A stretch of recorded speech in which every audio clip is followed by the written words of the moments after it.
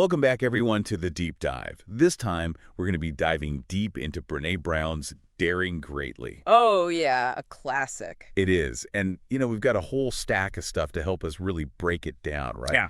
We've got articles, research notes, even a personal journal entry to really get into it. Really dig in. And I think what's really cool about this deep dive is that Brown, she doesn't just, throw theories out there. She actually gives us some practical strategy. Yeah, exactly. So this isn't just some airy-fairy, let's all feel good kind of thing. This is like, how do we actually apply this stuff to our lives? Actionable, right? Actionable insights, exactly. So let's start with vulnerability. I think that's probably what Brené Brown is best known for. And, when we think about vulnerability, maybe initially we think of weakness.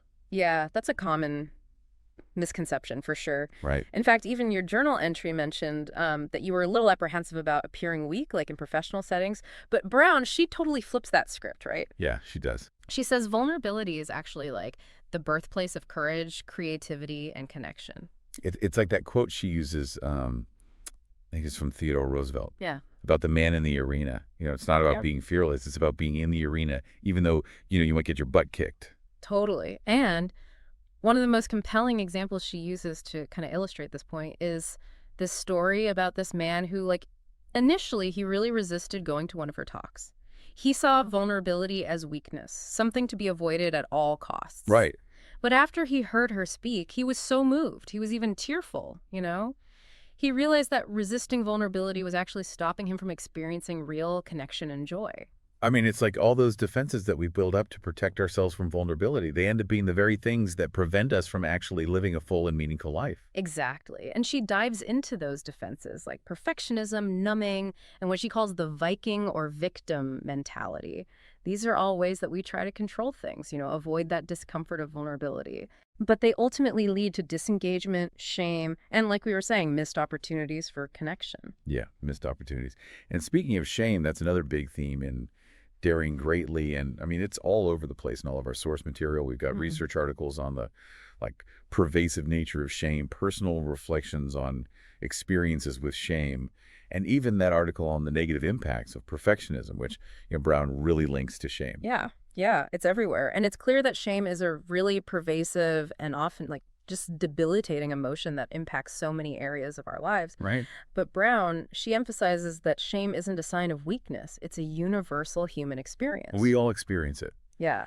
And one of the key lessons that she offers, I think, is this importance of distinguishing between shame and guilt. Like shame is that I am bad, but guilt is I did something bad. It's subtle, but it's powerful, right? It's huge. Because with guilt, there's a chance to take responsibility, make amends, learn from our mistakes. But shame just keeps us stuck. Yeah, stuck in that cycle. Totally. Of self-condemnation. And that's where wholehearted living comes in, right? Yes. Yeah. This is one of my favorite things that Brené Brown talks about. It's about engaging in life from a place of worthiness. And she emphasizes that worthiness isn't earned, it's inherent. Like, we all have it. We're all worthy. Yeah.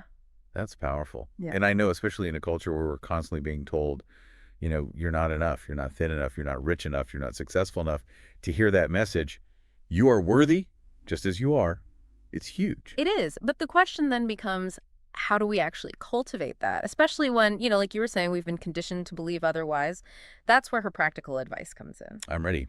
So what does she tell us to do? Well, she gives us a roadmap for practicing courage and vulnerability, and it starts with recognizing and addressing shame. One of the most poignant examples that she uses is this letter that she got from her own mother, where her mom actually acknowledges past shaming. She expresses pride in her daughter. It's all about the transformative power of vulnerability and forgiveness, even in those long-standing relationships. Yeah, that's a powerful story. And it just speaks to the ripple effect that vulnerability can have. Right. It's not just about our own individual experience. It's about creating a more compassionate and connected world. Exactly. And that's where it gets really practical, especially when she applies her research to relationships, particularly family and work settings. She offers concrete strategies for building stronger connections, fostering engagement, and even navigating conflict with more courage and compassion. Okay, so give me an example. Like, what does that look like in the workplace? In the workplace. Okay. Well, she introduces this concept of minding the gap. Minding the gap. What is that? Like a construction term? I know, right? but it's actually about aligning our aspirational values with our actual behaviors. Okay. It's recognizing where we fall short and then making a conscious effort to like close that gap, walking the talk, creating a culture of authenticity and accountability. Okay. And then in families, she emphasizes how important it is to model vulnerability for children. Hmm. She argues that like we can't raise shame resilient kids if we're not practicing it Yeah. ourselves, right? It's about showing our kids that it's okay to mess up, to struggle, to ask for help. Lead by example. Yeah. And she even tells this really great story about Susan, this school principal, who learns this valuable lesson about owning her mistakes from her own son. He calls her out on her gossiping, reminds her about her own teachings about kindness and respect. Oh, that's sweet. It's so heartwarming. Like, vulnerability can really transform family dynamics. Like sometimes our kids become our teachers, reminding us of what really matters. So I guess a key takeaway here is that practicing vulnerability and cultivating shame resilience isn't just about feeling good. It's about showing up authentically in every part of our lives, in our relationships, at work, and in our communities. You got it. And that takes courage. Brown reminds us that daring greatly doesn't mean being fearless. It means choosing courage over comfort, even when it's hard. And that courage doesn't have to be some big grand gesture, right? Yeah. It can be those small everyday acts of vulnerability, like Yeah. saying, I'm sorry, asking for help, admitting that we don't have all the answers. And those small acts can have a huge impact. Like, they can inspire others to do the same, creating a more compassionate and connected world. It's like that quote, I think, from Marianne Williamson that Brown often uses. Our deepest fear is not that we are inadequate. Our deepest fear is that we are powerful beyond measure. Love that quote. And Brown's work is all about helping us tap into that power, unleashing our full potential by embracing our vulnerability, daring greatly in every aspect of our lives. And speaking of unleashing our full potential, Brown is really open about sharing her own struggles with vulnerability and shame. In fact, one of the sources you pulled was an interview where she talks about sending an angry email and immediately regretting it. Oh, yeah. That's such a relatable experience. Totally. We've all been there. And it's a great example of how, even those of us who are studying this stuff are still human and we make mistakes. We do. But what really matters is how we respond to those mistakes. And Brown actually talks about using a strategy she learned from one of her research participants. Oh, really? Yeah. It's repeating the word pain to stay present with your emotions and to avoid that, spiraling into self-condemnation. Okay, so it's like acknowledging the pain without amplifying it, right? With all that negative self-talk. Exactly. It's a way of practicing shame resilience, right in the moment. Right then and there. Yeah. And she emphasizes that shame resilience isn't about avoiding or denying difficult emotions. It's about learning how to move through them in a healthy way. And a key part of that is reaching out for support. She talks about calling both her husband and a close friend after that email incident and how their empathy really helped her kind of climb out of that shame hole, as she calls it. Yeah, that makes sense. And that brings us to another important concept in Brown's work, empathy.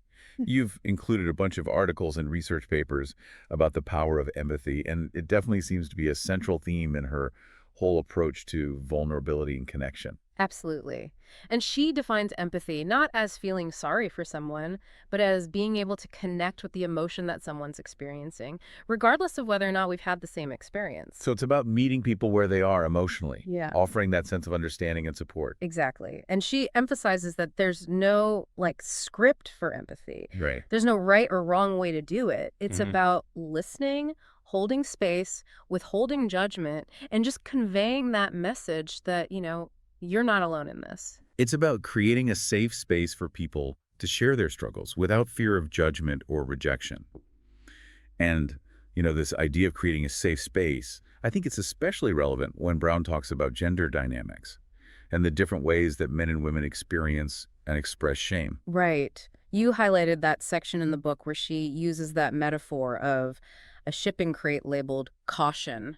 Do not be perceived as weak. Oh, yeah. That's a powerful one. It's a really striking image that highlights the pressure that men often face to be stoic and strong, to suppress their emotions, to avoid appearing vulnerable. Which is, pretty much the opposite of everything we're talking about here. Right. And she points out how this dynamic can play out in relationships. She Yeah. talks about how women often criticize men for not being more open and vulnerable, but at the same time, they're reinforcing the very expectations that prevent men from doing so. It's a classic double bind. It is. Mm. And this double bind often leads to what Brown calls the pissed off or shut down response. Right. Without shame resilience, men tend to respond to shame with anger or withdrawal because they just haven't learned those healthy ways to process those emotions. So it's not that men are incapable of vulnerability. It's that they've been kind of like socialized to express it in ways that are, often destructive or self-defeating. Exactly. And she emphasizes that it's so important to challenge these societal norms and create more space for men to express their full range of emotions. And this ties back to her concept of wholehearted living, right? Right. Which is all about embracing our authentic selves, regardless of gender stereotypes. Regardless of all of it. And this applies not just to men, but to all of us, right? Like, it's about recognizing the ways in which shame and societal expectations kind of limit our potential for connection and joy. And speaking of connection, Brown dedicates a significant chunk of Daring Greatly to exploring the role of vulnerability in relationships, especially in parenting. You've got some excerpts from the book that really highlight her key insights on parenting with vulnerability and raising shame-resilient children. It's so important. It is. One of the most striking phrases she uses is shame leakage, which is basically describing how our own unresolved shame can actually impact our children. Wow. That's intense. Yeah, it's heavy. But it's a powerful reminder that we can't raise shame-resilient kids if we're not practicing shame resilience ourselves. So it's not just about what we say, it's about how we show up. Exactly. How we handle our own emotions, and how we model that vulnerability and resilience in our own lives. Absolutely. And she encourages parents to be mindful of the messages that they're sending, both verbally and non-verbally, about vulnerability, imperfection, and making mistakes. Okay. And one of the key strategies that she offers is shifting from shame-based parenting to guilt-based parenting. Okay. So what's the difference? So shame-based parenting focuses on the child's character, like, you're a bad boy. But guilt-based parenting addresses the behavior, like, that was a bad choice. It's subtle, but I could see how that would make a big difference. It is subtle, but it's important, because with shame-based parenting, we're basically saying, you're inherently flawed. Right. But with guilt-based parenting, we're acknowledging they made a mistake, but they're still capable of learning and growing. Right. And she emphasizes that this shift requires us to examine our own beliefs and behaviors around shame and guilt. Like, it's about modeling that self-compassion and accountability that we want to see in our kids. Yeah, makes sense. And creating that family culture where vulnerability is valued, where kids feel safe to express their emotions, and mistakes are just seen as opportunities for learning. That's beautiful. And that leads us to another important aspect of Brown's work, self-compassion. You highlighted a passage in the book where she talks about struggling with her own daughter's swimming anxiety. Oh, yeah. It's a great example of how even those of us who study this stuff can still struggle to actually practice it in our own lives. Especially with our kids. Especially with our kids, right? Yeah. She wanted to protect her daughter from the discomfort of competition, but she realized that she actually needed to support her daughter's courage in facing her fears. I mean, that's tough. Yeah, it's hard. But it's a reminder that sometimes the most loving thing we can do for our kids is let them struggle. Let them experience the full range of emotions, even the tough ones. Exactly. And that can be a really difficult balance to strike as a parent, finding that sweet spot between protecting our kids and allowing them to grow. Yeah, it's tough. And it's also about offering ourselves that same kindness and understanding that we offer our children. So important. And she emphasizes that self-compassion is essential in this whole journey towards wholehearted living. It allows us to acknowledge our imperfections without losing sight of our worthiness. It's treating ourselves with the same grace and forgiveness that we'd offer a good friend. Exactly. And she reminds us that self-compassion isn't about letting ourselves off the hook. It's about holding ourselves accountable while also recognizing that we're doing the best we can with what we've got. Right. And it's not just about feeling good, it's about building resilience. Totally. Because it allows us to bounce back from those setbacks and challenges without getting stuck in all that self-criticism and shame. And that resilience is so essential, especially when it comes to relationships. Yeah, because relationships are messy. They are. They're unpredictable. And they require us to be vulnerable, to show up authentically, and to be willing to, make mistakes. And that's where Brown's work offers so much hope and encouragement. It does. She reminds us that we're not alone in our struggles, that imperfections are part of what makes us human, and that connection and belonging are possible. even amidst all the messiness of life. And those connections, those moments of shared vulnerability and authenticity, that's really what makes it all worthwhile. It strikes me that one of the biggest takeaways from Daring Greatly and all this stuff we've been talking about is that vulnerability, it's not the opposite of joy. It's actually like essential for experiencing true joy. Yeah, I love that. And Brown really explores this, especially when she talks about foreboding joy. Remember, you mentioned struggling with this in your journal. Oh, yeah, yeah. Uh, Feeling hesitant to celebrate successes or getting excited about new Yeah, opportunities. because I'm always afraid something bad's going to happen. Like, don't get too attached. Yeah. You She'll know? get your hopes up. Exactly. And she suggests that this fear comes from a scarcity mindset, like this belief that there's not enough joy to go around, or that we don't deserve to be And happy. happiness is like conditional Yeah. on external circumstances, you know? Right. And that scarcity mindset, it often leads to perfectionism, right? Yeah. Which we talked about earlier as being a major roadblock. Oh, absolutely. Perfectionism is a joy killer. And you even included an article, remember, that specifically talked about the negative impacts of perfectionism. Yeah. Like how it can lead to anxiety, depression, procrastination, because we're so afraid of messing up. It's like we're trapped in this cycle of trying to control everything to prove ourselves, to be worthy. But in the process, we miss out on the joy of right now, the beauty of imperfection, the real connections. And Brown offers a powerful antidote to this scarcity thinking and the perfectionism that comes with it. Gratitude. You had highlighted a passage about her own gratitude practice, even in moments of vulnerability. Oh, yeah.